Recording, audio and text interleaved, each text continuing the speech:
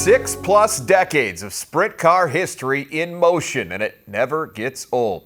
How's everybody doing? I'm Jay Elson, and this is Midco Motorsports.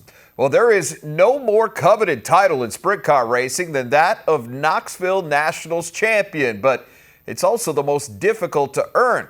Over the first 60 years of the event, just 27 drivers accomplished that ultimate goal, with only 7 managing to claim it more than once. Donny Schatz had done it 10 times, 2 fewer than the man most consider to be the greatest of all time, Steve Kinser.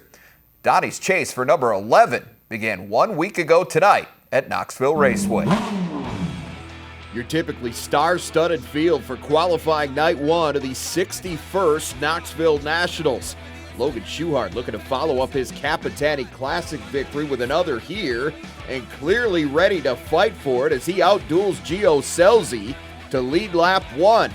1S back to the pack for a lap 6 restart, and that's where James McFadden would overtake Scelzi for second. The 18 actually fell back as far as 4th, but comes charging back on the next restart, with Scelzi repaying both Cole Macedo and McFadden to get back into the silver spot. Meanwhile, here comes Donny, the number 7 starter, starting to dial it in as he slides past Macedo for 4th with 14 to go. 1 lap later, Schatz climbs another spot. Big slider again to take 3rd away from McFadden. Lap 16 now, the surge continues as Schatz overpowers Scelzi for 2nd. From there, all he had to do was catch Schuchart. Schatz almost gets it done with 4 to go, then almost gets some help from a lap car as Schuchart narrowly avoids disaster. Big break for the 1S for sure, not only because he avoided damage there, but it also killed Schatz's momentum. Schuchart able to finish it off, going wire to wire for his 2nd straight win at Knoxville. Donny settles for 2nd, with David Gravel rounding out the top 3. I'm looking at the big picture. I don't know if we did good enough, or somebody's going to have to do the math pretty quick to figure it out for me, but I'm just looking at the big picture. I feel like we have a good shot at it if we can put ourselves in a position to race for it. We just might have put ourselves too far back. So hopefully we can make it a good run at it on Saturday, and or at least take some stress off. Hopefully we're at the end of this deal and in the show, but if not, we'll try and make a run at that B main and make something happen. On to Thursday now. Everyone chasing Schatz and Gravel, who were tied atop the points after night 1. And again, it's Shark Racing showing the way as Schuchart's teammate Jacob Allen wins the fight with pole setter Zeb Wise to lead the opening lap. A little further back, Carson Macedo also running well, the 41, passing Linton Jeffrey to get into the top 5. Meanwhile, how about Kyle Larson, the defending champ, at a big hill to climb after starting 22nd, but he'd end up doing his thing, working his way all the way to 7th. Back at the front, the battle starting to intensify between Allen and 2018 champ Brad Sweet. Big Cat starting to hound the 1A, just over half a second behind. Macedo inching closer as well. He moves past Wise and into podium position on lap 15. 5 to go now. Sweet all over Allen, but Jacob up to the challenge. Masterful job of fighting off the 49 to stay in front. Now he would have to keep that up for the final few circuits, but Allen gets the job done. 32 years after his dad, Bobby Allen, claimed the Nationals crown, Jacob records his first career win at Knowxville Raceway and completes an improbable qualifying sweep for Shark Racing. Knowxville Raceway victory is just that tops it off, man. Let's go! And I can tell you one thing, when Shark Racing first came out on the road, they never would have thought we were capable of doing this. So to be able to accomplish this, it shows you that no matter how hard you work at something, and if you believe in it and you want it, you can make it happen. Fast forward to Saturday's main event, 50 laps for $175,000 in the 61st annual Knowxville Nationals A Main. Knoxville regular Austin McCarl had the honor of starting from the pole, but a nasty crash brings things to an immediate halt. J.J. Hickel and Parker Price Miller involved. Price Miller climbed out of his car but was transported to a local hospital for observation. When they got back to green, McCarl tried to fight off fellow front row starter Tyler Courtney for the early lead. but Sunshine ultimately wrestles control away at the start of lap 2. Attention turned to the 5 spot from there as Schatz and Larson started a battle on lap 4, with Larson gaining the upper hand for the time being, but the 57 hit a snag. A handful of laps later, a shredded right rear sends Larson to the back, though he'd still finish 6th. 2 restarts later, David Gravel gets the 2-car rolling as he slides past McCarl for 2nd. Another guy that was hooked up was Brent Marks, the Kings Royal winner, surging on the inside, climbing all the way to 4th before the mandatory pit stop stopped his run. Marks would finish 7th. Second half now, Gravel going for it, but he jumps the cushion, allowing Courtney to maintain the lead. But Sunshine would not get that fortunate next time as Gravel officially takes the lead on lap 27. Schatz running 5th at that point, but not for long. The 15 climbs past Carson Macedo with 21 to go, then quickly picks off McCarl to get into the top 3. Things got rougher for McCarl from there as he blows the right rear tire, and the big unit would end up 16th. Meanwhile, Schatz continues to chase Gravel, and he'd move a little closer in the restart, moving past Courtney for the silver spot. Crunch time now, meaning now or never for Donny, and this is why they call him Donny Knoxville. Schatz ducks underneath Gravel with 5 to go, and folks, he has done it again. Donny Schatz leads the final 5 laps en route to his 11th Knowxville Nationals title. Gravel comes home 2nd with Schuhart completing the podium. Jacob Allen followed Thursday's win with a 5th place finish in Saturday's A-Main. Just a tremendous accomplishment for Shark Racing. But this night was all about Donny Schatz, and our Brian Shawn caught up with him just after the dust had settled on his emotional win. Well, now here with the 11-time Knowxville Nationals champion, Donny Schatz. Holy cow, man. It does. That sounds great. I know there's been some tough moments, some frustrating moments here over this summer, but man, to pull this one off the way you did, that has to mean so much to you. This makes a lot of them moments pretty behind us right now. That's the way this game is. This game's humbling. This game's tough.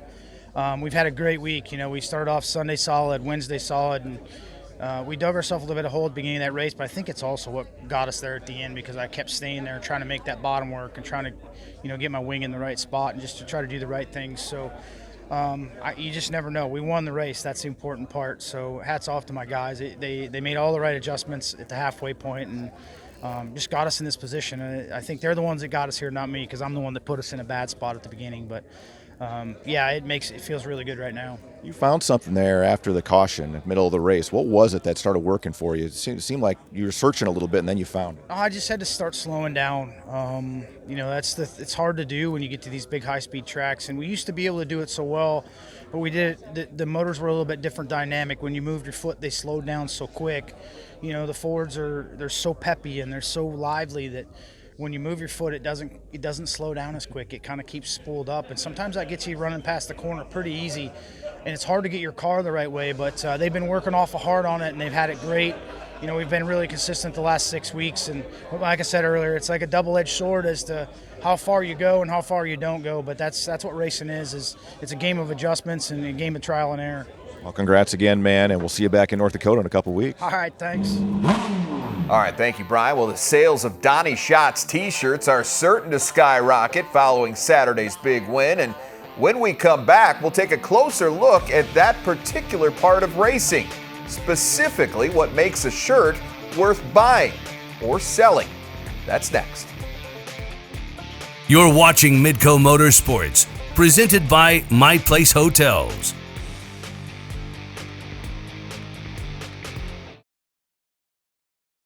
Before we officially put a bow on our coverage of this year's Nationals, we want to talk T-shirts. A lot of drivers sell them, and most race fans own them. But what makes one worth buying or selling? Brian Shawn attempts to find out in this week's Inside Track, presented by My Place Hotels. Well, the one thing here in Knoxville you pretty much find everywhere you look, on every turn and every corner, are T-shirts. And I mean lots of different kinds of T-shirts, all sorts of colors, all sorts of designs. But what makes for a special T-shirt? What sells the most? What do drivers like? That's the question we asked. I think always changing it up and having options, and people like bright colors and cool ideas. So I feel like we try and do that and just have something different every year for the fans to buy. I think it's the uglier the better, man. I think the brighter, the more flashy, and people love the loud stuff. We're not like simple designs. They love the flash. People like to kind of buy an experience. So our shirt from where we crashed at Terre Haute, a lot of people were either there or watching on Flow, so they can kind of buy that moment on a t-shirt.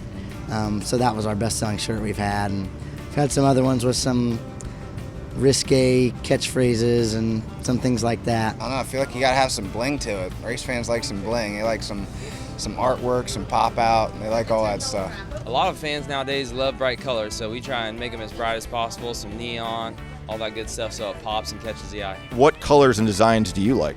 I like turquoise, I like purple, I like pink, black, gray, any race shirt. Why the hot pink? Well, hot pink is not a color men wear. So I mean, you get noticed, and then they look at your shirt like, "Hey, Brad, sweet," and you got the conversation open right there. You don't need to say much more. Just keep it rolling. Ones that come up with some kind of quirky saying or something, usually that's the ones that everybody looks for. Something that looks just a little different from what everybody else is doing. Definitely a cute design, and sometimes less is more. Like a small design, not some big thing, because there again, ladies don't want something big going over their tummy area. Does that make sense? McKenna likes to capture, she has a bit of a demographic with some little girls that she likes to inspire, and so we like to go with the real bright colors. But merchandise sales are a big part of the racing operation. Many times family and friends are there for long hours trying to generate extra revenue and promote sponsors. As for the drivers, well, they leave the details to them. How do you come up with stuff, or who comes up with stuff? I don't come up with any of it. It's not my deal. I try to make things go fast. The artwork isn't my deal, but the girls do a great job. My mom, Summer, they do a great job with designing them and making them look good. Yeah, my wife and her family do it all, and it's a full-time job for sure. All year, my wife, that's all she thinks about and does, and we're always working on t-shirts and different ideas. So. A lot of work gets put into it. As a sprint car driver, and especially a World of Outlaw driver, the merchandise side, it could be just as lucrative as being the actual race car driver and prize money. So it's definitely an important part to a driver making their living. This buys tires, and so it just contributes a lot to her. For her, it contributes a lot to her running her car. Sometimes it works, and sometimes we wind up on the sale rack, but you got to keep swinging if you want to hit the ball. The finish line is fast approaching on the season at Rapids Speedway, and that means the end of the line for the man that's been running the show in Rock Rapids. We'll share the details after this. You're watching Midco Motorsports, presented by Husitz.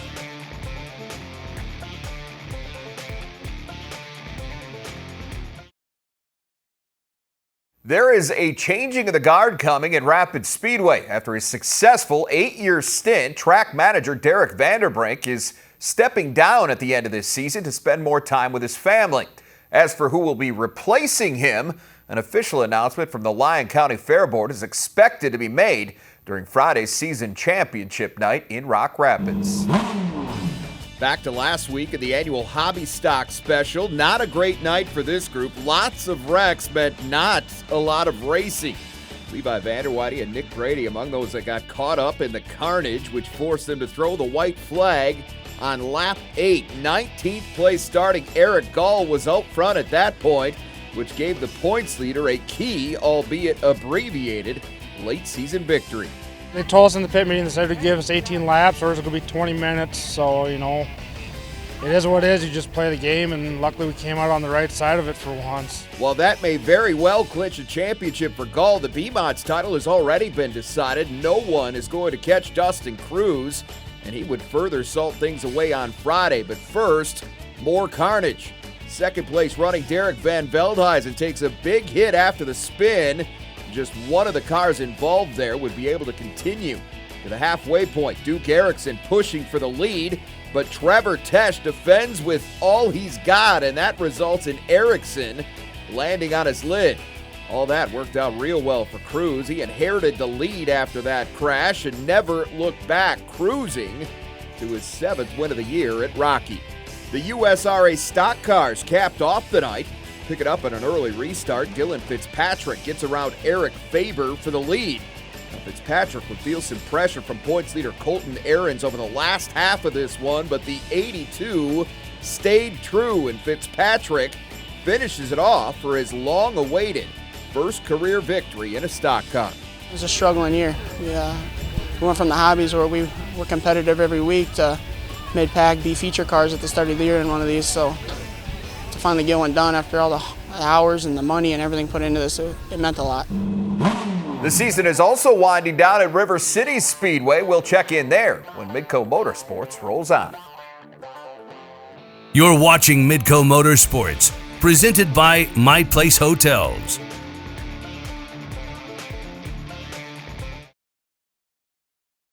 With just a few weeks remaining in the 2022 season, 2 of 4 Premier Racing Series championships are still very much up for grabs at River City Speedway. Friday marked another important chapter in those respective chases. We begin with the Wissota Street Stocks, where Aaron Blackledge has been the class of the class all season, although Tucker Peterson still has a shot to pass him in wins, and the East Grand Forks native made the most of a golden opportunity on this night. Peterson led start to finish to match Blackledge at 3 victories on the season.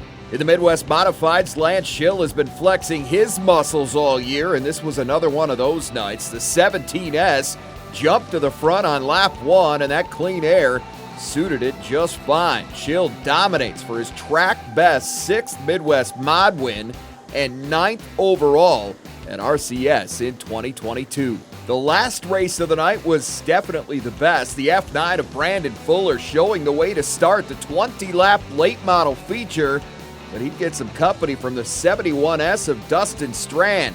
Those two went virtually door-to-door for 6 corners before Strand finally managed to squeeze by Fuller for the lead.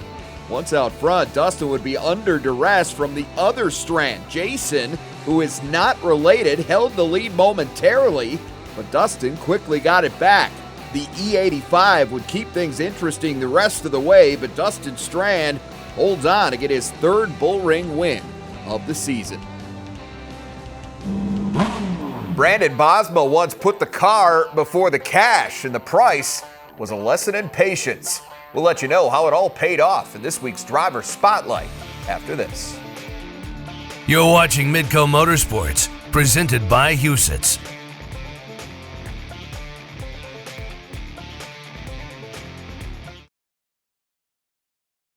Patience can do an awful lot of good for a race car driver, but it's one of those things that's really hard to keep if that driver is waiting to race.